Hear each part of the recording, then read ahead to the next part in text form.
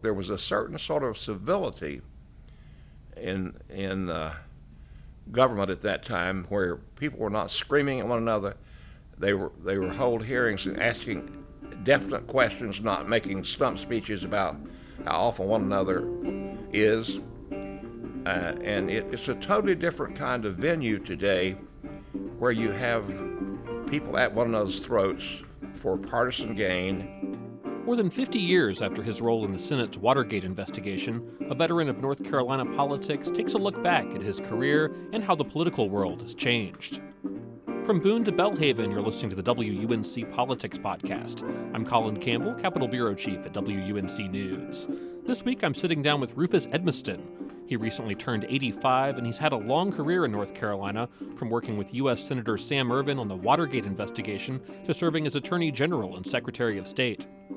I spoke with him at his law office in downtown Raleigh, where he's working on a new book about civility and politics. Rufus Edmisten served as North Carolina's Attorney General from 1974 to 1984, and then as Secretary of State from 1989 to 1996. He also served as the Deputy Chief Counsel to the Senate Watergate Committee while working for U.S. Senator Sam Ervin. Thanks so much for speaking with me. Thank you, Colin. I enjoy being with you sometimes on state lines. Yeah, it's nice to be able to ask you the questions for a change instead of just sort of going over the week's political news in North Carolina. I wanted to spend most of our conversations talking about your political career here in North Carolina, but we obviously have to chat Watergate for a bit for those who aren't familiar with your role in that saga of American history. Tell me how a young attorney from Watauga County like yourself ended up with a very key supporting role in the Senate's Watergate investigation. Well, Colin, when I graduated from Carolina, I went to Washington hoping to work for Senator Ervin because every time when I was growing up, he would come to Boone and give a speech in the Appalachian High School auditorium, and I would say to Senator Ervin, I'd love to work for you sometime. I sort of aggravated him. And then when I graduated from Carolina and went to D.C., there was no job open in Senator Ervin's office, so I taught the third grade for a year at a Catholic boys' school. Here was this Shallow Water Baptist teaching in a Catholic boys' school, but we taught them a lot about rural life that they had never get before. And then a call came from Ervin's office that there was a job open on the Ervin's Constitutional Rights Subcommittee of Judiciary, and I assumed that role as I didn't have my law degree at that time yet, so I was going to law school at nighttime and working for Senator Ervin. And then after I graduated law school, having served on the Constitutional Rights Subcommittee, Senator Ervin got a new committee called the Separation of Powers Subcommittee. And by that time, I was all of 29 years old, and Senator Ervin thought that I'd been around long enough and knew enough to be the chief counsel and staff director of that subcommittee. And it's sort of ironic, this was pre-Watergate. All the subjects that came up in Watergate came up in the Separation of Powers Subcommittee, executive privilege, all those sort of edicts that the Constitution required that Nixon ignored, we had studied. So I was I would say sort of a typecast for a role in the Watergate Committee, and Senator Ervin named me as the Deputy Chief Counsel under Sam Dash as the Chief Counsel, and I knew that I wasn't capable of being the Chief Counsel. But I viewed my job, Colin, as to be sort of the Chief Operating Officer at the ripe old age of 30 years old of the Senate Watergate Committee, because all the people coming in were mostly people who had never set foot on Capitol Hill, as was Sam Dash, who never worked on Capitol Hill.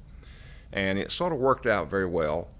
And thereupon, I found myself in, at that time, the most famous set of hearings that next to the Titanic, next to McCarthy hearings on Capitol Hill, the most famous hearings ever, and was right smack in the middle of it, the little boy from the hills of North Carolina who grew up milking cows and mowing and plowing people's gardens. So it was quite an undertaking, and I kept saying to myself, sometimes you'd pinch yourself But frankly, Colin, we were so busy. Nobody ever got home till 10, 11 o'clock at night.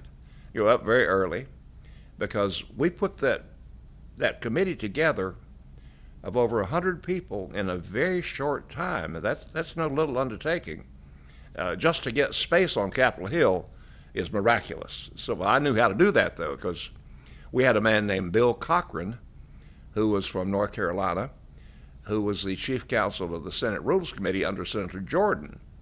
And one day, Senator Ervin and I were walking down the hall looking for committee space to get the committee going, and I came up on the Senate auditorium. It was never used for anything.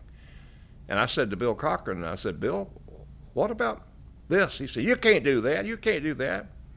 Well, Ervin called Senator, the other North Carolina senator, who was the chair of the Rules Committee, and said, sure, you can have it. So we built a platform out over the sloping committee room, and thereupon was space found. And I was mightily congratulated for finding space for the Watergate Committee. And so before long, there were over 100 people, lawyers, researchers, North Carolina contingent that I brought up with good people like Gene Boyce, who just recently was deceased. He helped discover the tapes, the Nixon tapes. Lacey Presnell, Michael Carpenter, Harvey Stewart, John Elmore, all have done it very well, and we have a reunion once a year, no matter where, what time, on June the 17th to commemorate the break-in of the Watergate. So that's how it got started and how I got involved in the Watergate Committee. Well, one of the things that you showed me right before we started recording was a media interview you did. We were talking about this. Nowadays, if you were the deputy general counsel to even a North Carolina legislator, much less a U.S. senator, you'd be very much behind the scenes, not in the media spotlight. But it sounds like you almost sort of served as a de facto spokesman, which then got you on TV all across the country very early in your career. Yeah, we had a lot of the press was so interested. I just recently interviewed Connie Chung for my book, and I said, Connie, I remember you running down the hallways with 6-inch high heels, and they were tremendously interested in this story because, as Ervin said, next to the Civil War and the World War I, it was the greatest travesty he had ever seen as far as government was concerned. So Watergate brought out a lot where Senator Ervin depended on me and a couple others because the press wanted to interview everybody that even had their name on any committee staff, and many times I would have to stop somebody who was attempting to interview in the press because the press was looking for anything they could get, just anybody. We had one boy one time, he had been out about a week, and I walked down the hall, and there he was talking to Leslie Stahl. I said, what are you doing? And I said, well, she wanted to talk to me. I said, no, that's not how it works here. But it was an unusual time. And Senate protocol, though, always says that you let the senator talk, you let the member of Congress talk. But I have to think that Senator Ervin had enough faith in me that he allowed me at times to talk for the committee. And I saw that interview I just showed you, and how young can you be? I always thought, well, try to act a little bit mature, but I kept remembering you're only fresh out of law school. You milked cows when you grew up. You came from Watauga County, and here you are in the middle of all this. Don't let it get to you. Don't let it get to you. And as I mentioned a moment ago, things were so busy that you never thought about, well, here I am in the middle of things. It's like delivering the subpoena the first time a subpoena had ever been delivered to a sitting president. Yeah, how'd you land that assignment? Well, I decided I was going to be the one to do it since I was running the show. Yeah. And so that, Colin, was the hottest day in August I've ever seen in 1973. And it was getting along about 7 o'clock, and I got in the back of a police car, and my mother quipped, well, I'm happy you're in the back of a police car for a good reason this time. We went down Pennsylvania Avenue, and there must have been 50 to 75 people following that police car with their microphones and things sticking out, and we got to the White House about 7 o'clock, and I walked up and we had a meeting with Professor Charles Allen Wright, who was one of the Counsel of the Week, because Nixon had a habit of having counsel leave frequently because if they didn't agree with him, he'd fire them. And so I handed the subpoena to Professor Charles Allen Wright and another person there, and I had this little impish country boy streak in me. I always carried around one of those little pocket constitutions that Ervin had, little blue constitution. After I delivered the subpoena, and I went through the whole rigmarole of according to Senate Resolution so and so and so, and you're hereby served, I whipped out that constitution, and I said, I've heard it said that y'all could use one of these down here too. So that, delivering the subpoena was my little footnote in history. Yeah, and you've still got copies here in your office in downtown Raleigh. With the distance of 50 years removed and with everything going on in politics now, I'm curious to get your take on how Watergate compares to more recent political scandals. Vice President J.D. Vance recently said he thinks Watergate would be, in his words, a, quote, 12-hour news story if it happened today. Do you think he's right as politics change dramatically? Maybe so, but that doesn't reflect very well on him and the administration to say something like that. He has to remember that Watergate at that time was another attempt on the part of a president to subvert the Constitution, to overblow the powers of the executive branch. And Nixon, when you look at the tapes, he was a crook. There's no doubt about it, because at one point he said, how much will it take to pay him off? Well, that's a 18-year felony under the U.S. Code. And I don't think that J.D. Vance knows much about history. It pains me today, though, to see the total wreckage of the separation of powers system that was so carefully put together by the Founding Fathers. But so much of it, Colin, was based on the faith that people would do the right thing. Because how do you enforce something like that? And I'm pained by it, and this is not partisan politics. I'm just pained to see the whole framework of the Constitution diverted, and the Senate and House are complicit in it. Supreme Court is complicit in it, and of course the executive branch. So like Nixon said one time, if the president says it, it's true, or the president does it, it's the right thing to do. So I don't think that's a very good comparison, because you're talking about 50 years under different times, and it doesn't speak well for the administration to try to compare Nixon to what's going on today. Do you think Congress back then handled this kind of thing differently? Was Congress less deferential to the president, or was it just sort of the dynamics of you had Democratic majorities in Congress and a Republican president, so there was a little more willingness to pursue these investigations in ways that maybe they wouldn't necessarily do? I believe that at that time, 50 years ago, the Senate and the House, because you had all kinds of hearings before Watergate about excursions into the excesses of executive power. You had hearings by the senator, let's see, his name was, you're going to be a test today.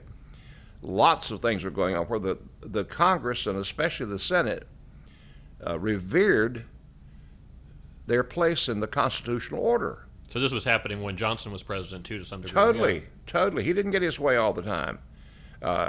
Ervin would have been this way no matter who was in the presidency. And it was that way all the way around. And it's sort of the theme of my new book. There was a certain sort of civility in government at that time, where people were not screaming at one another. They were hold hearings and asking definite questions, not making stump speeches about how awful one another is. And it's a totally different kind of venue today, where you have people at one another's throats for partisan gain. Very little hearings go on that are not brawls. Well, I call them brawls, rather than hearings. The other day I was watching one on TV, and I said, ask the question. You don't make a speech about what you're doing in your role. Ask the question. It never got out on either side. It's very troubling false to me. Statements instead of questions, and Yes. It's easy to make a statement, but it's difficult to ask riveting questions, and that doesn't go on much nowadays. It's just a ping pong back and forth with pejorative hurls of insults and nastiness. yeah. Well, let's switch gears a little bit to your North Carolina career. What made you decide to leave Congress behind after all of this action with Watergate and run for Attorney General back home in North Carolina? Well, I had plenty of offers to lobby for different companies and things because, after all, I had been on TV a lot. But my eye was always on public service. I had grown up that way.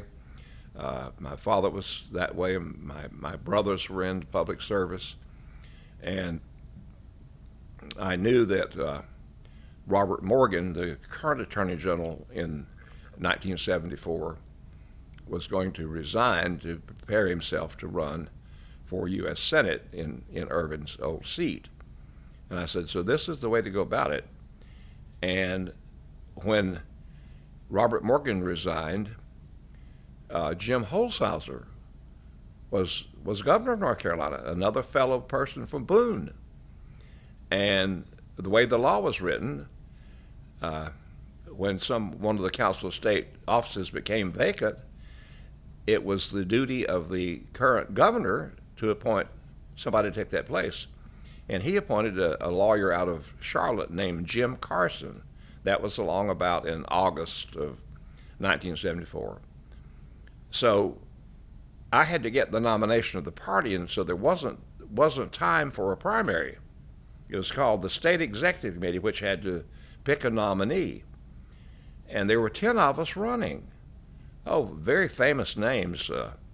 Herbert Hyde, lots of other well-known people that have been served for years and years and years. So we set about trying to convince all 400 and some executive committee members to choose us. Well, little did they know that over all those years, when I was with Senator Ervin, I was back and forth to North Carolina. So they saw you as maybe an outsider initially who might not have the same connections as somebody else. I was considered an outsider. They didn't know that I was up and down that road all the time, went to many events and represented Senator Ervin.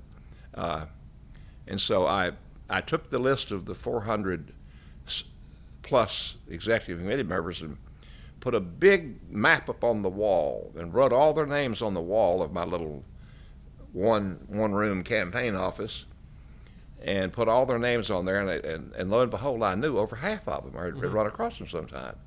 So I started calling and making personal visits with a good many. At least I called every one of them.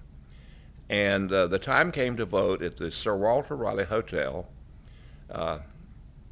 long about before the election in the fall of '74.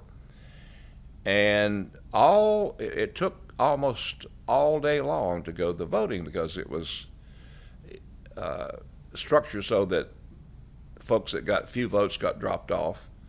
And I led every single vote every time, and everybody was just shaking their head. They're thinking, where'd this guy come from?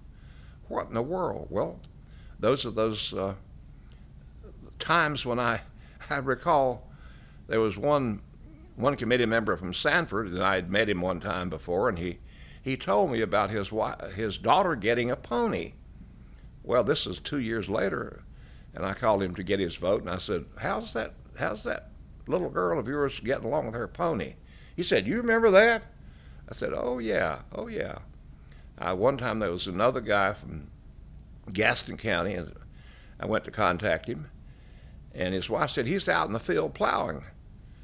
I said, well, I plowed a lot of ground myself, and I pulled my car up, got out of the car, and walked about a quarter of a mile out there where he was plowing that field.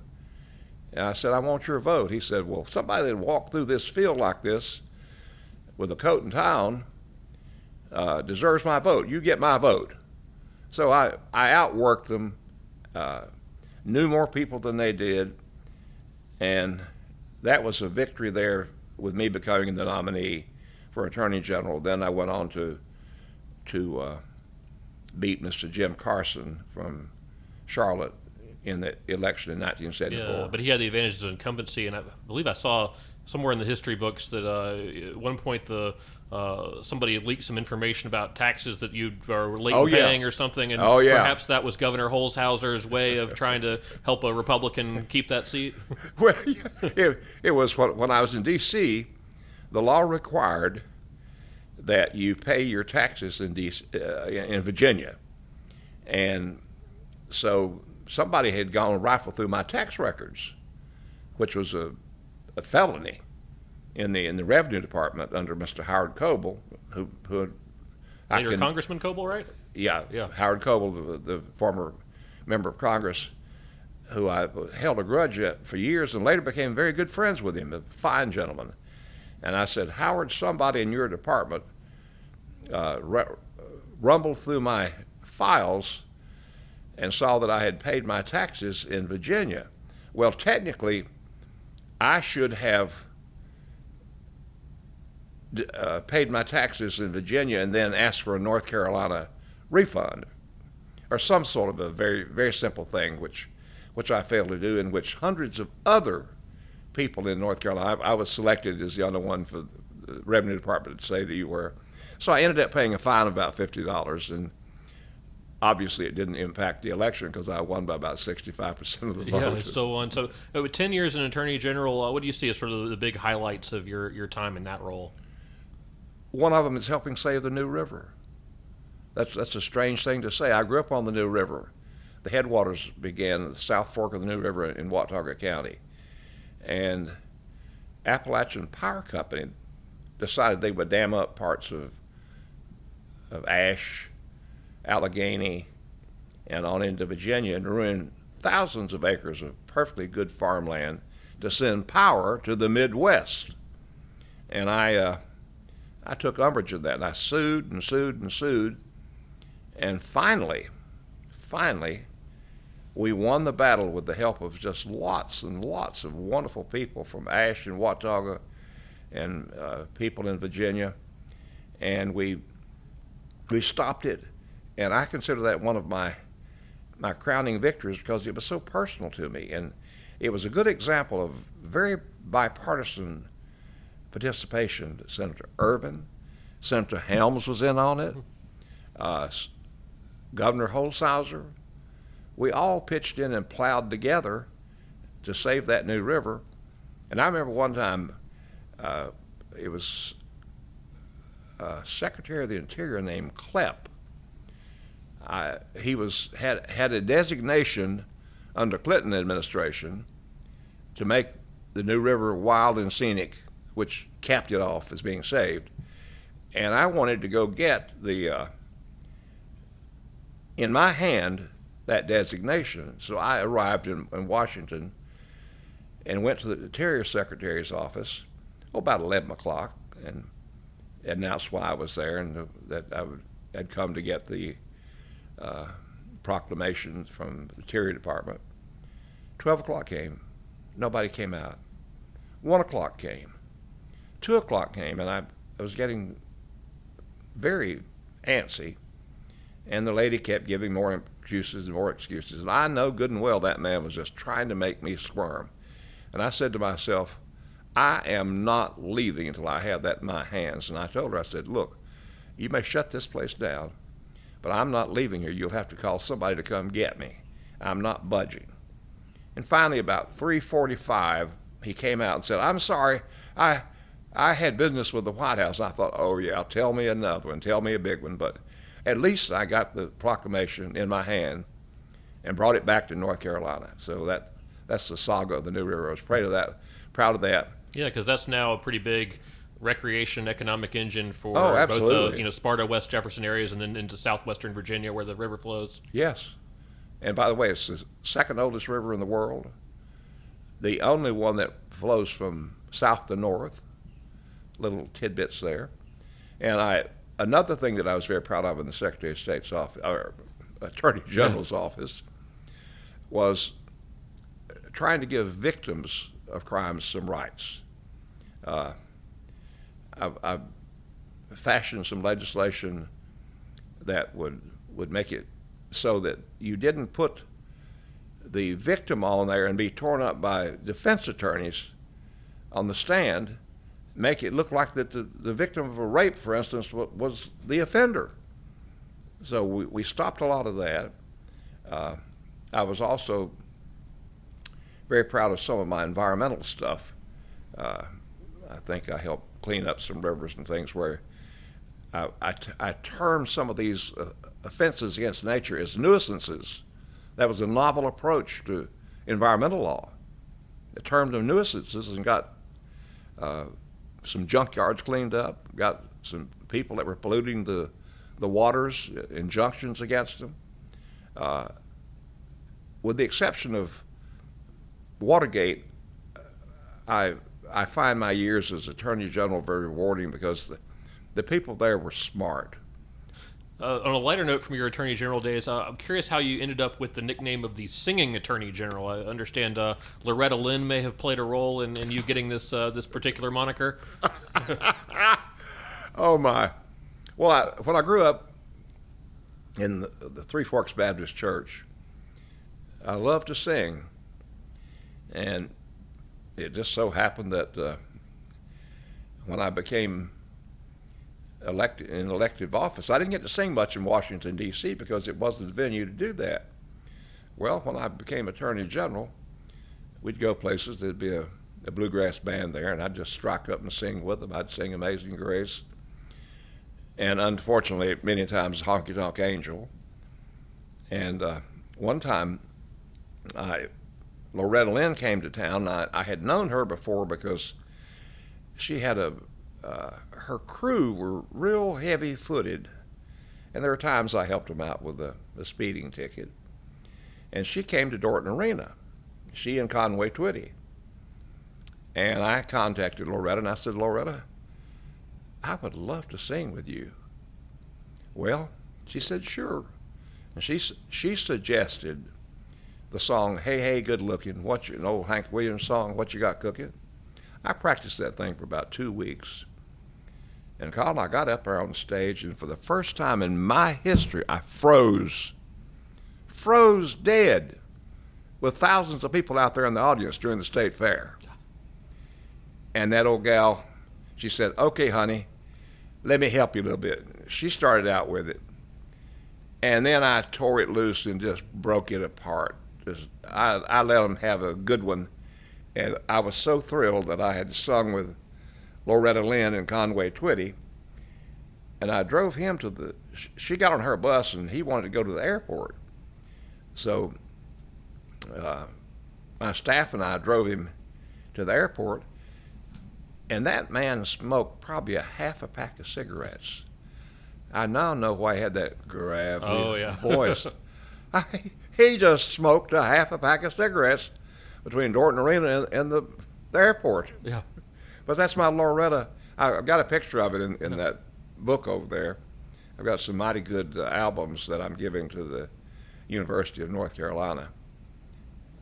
Well, like many attorneys general, including some of the more recent ones, you went on to run for governor in 1984, but you weren't able to win in what ended up being a big year for Republicans with Reagan's winning his second term. Looking back, what do you wish happened differently in that campaign? Is there any sort of lingering regrets this many years, post the campaign? Well, of course, I took it very, very hard when I lost because you go all those years and you're thinking about changing the drapes in the governor's mansion, silly things like that. And I blamed it on myself in the beginning, and when I'd go after, it's stark when you lose. It's certain pall comes over everybody. Some people seem to even want to avoid you because they don't want to make you relive it again, and would cross. I saw a man cross the street one time, so he wouldn't have to talk to me. And I was at a gathering one night where they were trying to help me pay off my debt. And this man said, all right, how many people what's the population in North Carolina when you ran for governor? I said, well, somewhere around 7 or 8 million. He said, how many people got the nomination of their party to run? I said, well, there were two of us, Governor Martin and me. He said, okay, that's an achievement in itself. Stop moaning and groaning. And I did. I quit, and was thankful that I had been able to run, able to do. I often lamented that there was such a bitter primary. There again, I faced a number of candidates in the primary. There were 10 of us all together in the beginning. There was some cuckoos that ran, the Ku Klux Klan guy, and some of these gatherings where 10 of us were on the stage was like a circus. It was a comedy hour. And then it boiled down where I had the first primary, and Eddie Knox and I led. He was the mayor of Charlotte and a state senator, and that was bitter. Then I whipped him in the second primary, and I never could get Eddie Knox's folks and Lieutenant Governor Jimmy Green's folks, and I've often thought that I somehow didn't do that, but when you get right down to it, I've analyzed it so many times. And that year, remember, Governor Hunt was running against Senator Jesse Helms. And if Governor Hunt couldn't win, how in the world could I win? Yeah. And with the amount of votes that Ronald Reagan got, and I must say, the Democrats didn't have much of a stellar ticket with Mondale Ferraro. Mm-hmm. And I'm amazed I got the number of votes I got. Yeah. So really, as much as people talk about the barbecue gaffe that you had during that campaign, where you made the mistake of criticizing one of North Carolina's favorite foods because you'd been eating it so much, I gather that wasn't necessarily what cost you at the end of the day. No, I love that story, and it's still. You pick up a barbecue book and go to the index and look for my name, and it says, and you'll go back to the text, and it says, there was this guy named Rufus Edmisten running for governor, and he condemned barbecue, and guess what? He didn't win. I remember that night so well. It was the North Carolina Recreation Association at the faculty club on Hillsborough Street, and somebody after I had answered a few questions said, been getting enough barbecue to eat here lately? I said, yeah, I'm sick and tired of the stuff. I'd be happy if I never saw another bite. Next morning, N&O said, Edmisten condemns barbecue. My chief fundraiser, Wilbur Shirley of Wilbur's Barbecue, said, what is wrong with you? Have you gone crazy? And I tried to make a joke of it. And I called a press conference. You might have been there, I don't know. And I said, it's obvious that the devil made me say that. And I've decided to go to an exorcist and have that demonic notion that I said about barbecue removed from me, and had fun with it. I've always found in public life, when something comes along, I learned this from Senator Ervin. He always had a story or some sort of a funny old-timey joke to let tensions roll down, although the barbecue thing was just fun. There was nobody voted for me or against me because of that, but it was fun. And at least you didn't say that the grilling hot dogs and hamburgers like U.S. Senate candidate Cal Cunningham constituted North Carolina barbecue. Hello, Cunningham. What is wrong with you, man? Woo. Learn anything from 1984's stuff? Well, rather than make another run for governor in the subsequent years, you chose to make Secretary of State your next elected office. What made you pick that, and what were some of the big highlights in that role? Well, I was in private practice, hated domestic law, had a lot of those, made a good living. And when Thad Year decided not to run, he had been in office for 52 years, longer than I'd lived. I was 42 years old. I jumped at that, and of course handily won the primary the first time. And I loved public service. And it was sort of an ancient office. I'm not saying that Mr. Year wasn't the best. He was wonderful. But there were a lot of things that needed to be tidied up and brought into the modern world. I introduced the Limited Liability Corporation. I established the Boxing Commission, established the Sports Agents Commission, and lots of things like that. And unfortunately for me, in that second term, I let too many people thrust certain employees off on me that were just political hacks, and I got a little out of hand and developed what I would call a case of hubris, and that office didn't end very well, but that's so far removed. I did the right thing, and I resigned and didn't want to run again. And ever since that time, I've had a very, very successful, thriving law practice representing entities that have a problem with the government. Because after all, if you've been in government for 28 years, Colin, you ought to know a few things about it. Yeah, you experienced that, all the problems you might come across in government. Yeah, and I've enjoyed it, really. It's like solving a puzzle. A person comes with a problem, or a company, and then it's like, okay, how do you solve this puzzle and do it in a legal, efficient manner? And it's been a wonderful thing and very monetarily satisfying. And you've also started a Foundation for Good Business. Tell me a little about that organization. Now you're talking. Scholarships you've been working on. Now you're talking about my legacy. It's been going 31 years, and over the 31-year period, we have put over 120 kids in school, higher education, who would not otherwise have been able to go to school. We have a doctor that was her situation when we first picked her up was just she gut-wrenchingly poor, no hope of ever doing anything, and she's now a medical doctor. Her brother, we helped him too. He has a doctorate, and from Northwestern University, another example of greatness. Another super kid. She wouldn't mind me saying her name. Her name is Eddie. She was from a single mother, and we helped her go through Campbell School. Then we've helped her get a master's degree at NC State, and she is now, has been for over 2 years, an employee of Congresswoman Deborah Ross. And she just yesterday sent me a letter from a constituent who had written Deborah Ross and talked about how wonderful little Eddie had been in helping this person in an immigration matter. That makes you feel good. Makes you feel good. We got teachers. We got superb mechanics. We're finally up to an endowment. I have begged, pleaded, cajoled. I'm not going to say threatened, but over the years, raising money for this to have a great board of directors, and we have an endowment now of over $1.5 million, which is right good.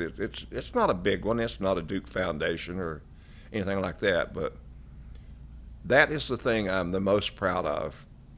If you go back and you say, okay, you delivered the subpoena on Richard Nixon, you won this, you won that, those are fine. But this one is the one that I care about the most. Well, and your other more recent gig has been, at least from the public side, aside from popping up on PBS North Carolina with me and other folks, you're on WPTF radio every week with the Weekend Gardener program as a host of that. How did you find your retirement act becoming a gardening radio host? Oh, my gosh.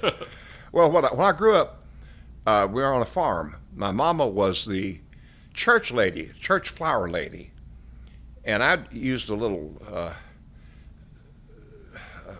sense of trying to fool the other brothers. They were off down to the bottom land, we called it, doing the hard work, hoeing tobacco, corn, cabbage.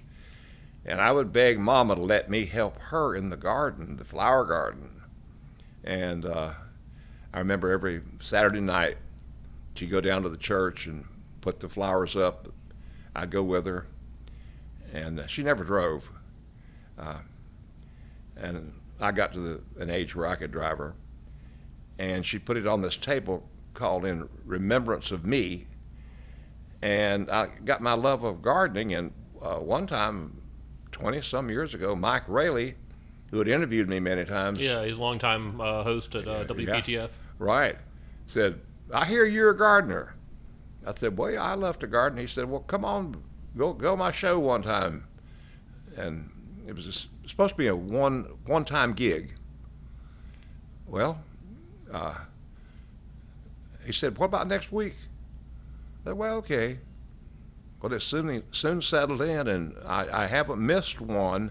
I've done a lot of garden shows from Canada, from Boone, from Mexico one time, from all parts of the country when I can't be there on my cell phone. It's widely listened to. We have our people that call in every Saturday, but it's PTF's most popular show. Is the big breadwinner for the station, and people say to me, why would you get up on Saturday morning and do that? Well, it's very simple. I like it. The first thing I do every morning, I walk around my garden. It's my sense of spirituality in the 5 things that I'm going to cover in my book: empathy, thank those who helped you get where you are, avoid hubris, pick your friends wisely, and have some sort of spirituality. Those are the 5 things, and my spirituality is in my garden a lot. And the book is going to be on bringing back civility. Yeah, I was curious the topic for the second book, since your first book, That's Rufus, a memoir of Tar Heel politics, Watergate, and public life a few years ago, you've already pretty much put the record out on your career and life in politics, but tell me more about the new book. Well, I think in this time when everybody's at one another's throats, and the advent of the nagging, constant source of I call it just almost evil, and of the internet and social media, something's wrong there. My premise is that you've got to learn to control the brain send button. Now, I don't know. I'm hoping that's my original comment or name: controlling the brain send button.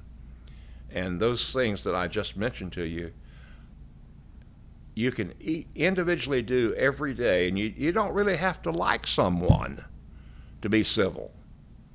You can see somebody that you know is just a jerk, but you can be civil. You can even walk away. You don't have to tear somebody down. And so what I'm doing, I'm taking each of those and I'm using examples of that. Senator Ervin and Baker during the Watergate hearings, fantastic camaraderie. They even made an agreement beforehand. We will be civil. And I defy anybody to find any time during those hearings that somebody wasn't civil. Now, Senator Ervin would sometimes get very activated because when somebody says something stupid or misquote the Constitution, I'm using one of my examples is President Bill Friday, one of the most civil people I've ever met. I'm using Governor Jim Martin, the guy who whooped me when I ran for governor in 1984. I don't recall any time he ever said an ugly word about me, and I don't remember saying one about him. It can be done. It's not going to come from Washington. It's not going to come from over on the General Assembly. It's got to come from each person practicing these things I outline of civility and controlling that send button of the mind. It can work literally and figuratively. So that's the outline of the book. I'm hoping to publish it by October, and you're getting the first cut of it. And I hope you'll appreciate that. Hope you'll cover me when it comes along. Yeah, I would love to. And sort of that brings me to sort of a final question to tie together all the moments that we've talked about. I mean, given your experience with the front row seat to Watergate, having had to face your own minor scandal in the 90s and as Secretary of State, when someone in political life comes to you and they're facing negative headlines, criticism, some kind of political scandal, what's your advice to them to how to handle that with the kind of civility and grace that you're calling for in politics? Well, the first thing I do is if I've known somebody that gets into some kind of difficulty, I first call them and I say, look, I feel your pain. And then I say, the best thing for you to do is own up to it. Now, that little skirmish back when I was Secretary of State, I had a conversation with one of your folks at the News Observer, and I owned up to it. And I think I did the right thing. And trying to battle to make the press your enemy is the wrong thing to do, because you don't win. And you feel much better if you own up to it and try to show humility. It can get you over that. I had a hard time getting over it, but it didn't take long, because I found that it didn't hamper me from getting clients. I didn't lose any friends over it. And I had people telling me that they appreciated the fact that I didn't try to blame it on everybody else and everything. And I didn't do that, and I still don't do it. I could easily, in this book, try to blame other people, but I just had some failings at that time, and I always tell people, just look around and see if you were not a good deal of the problem, and fix yourself. Great advice from Rufus Edmisten, the former Attorney General, Secretary of State, and the former Deputy General Counsel to the Watergate Committee in the Senate. Thanks so much for taking the time to chat with me.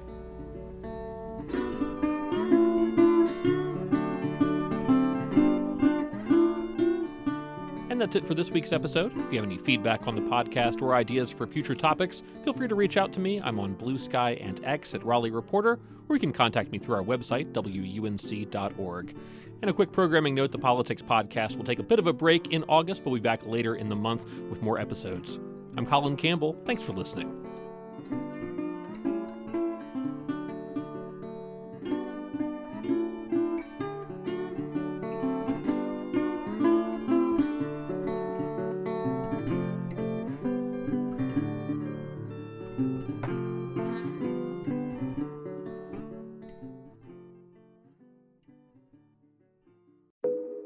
Each story you hear on Planet Money starts with a question. What happens if we refund tariffs? Why are groceries so expensive? At NPR, we stand for your right to be curious, because the forces shaping our world can be hard to see. Follow NPR's Planet Money wherever you get your podcasts and start seeing how the economy really works.